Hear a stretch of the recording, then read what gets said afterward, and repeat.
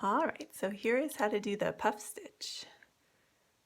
And just to tell you before we begin, you will be inserting it, the stitch 2 stitches below. So here's our current row, and this is the row we did before. We're going to insert right there. So yarn over, insert your hook, yarn over, pull up a loop, and bring it up to the current level. Yarn over. There's the second one,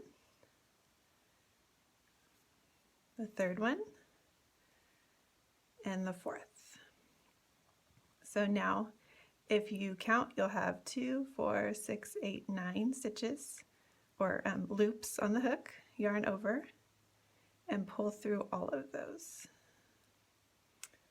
Okay, so don't chain one for you'll just continue on, and you'll notice you will have covered a single crochet there.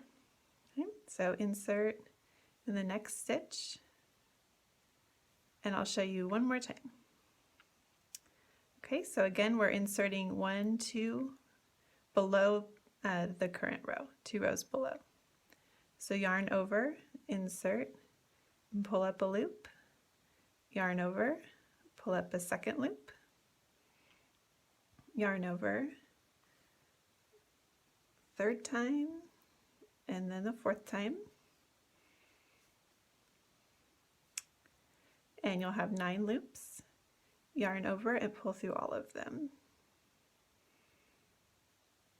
It can be a little tricky to get them all in there.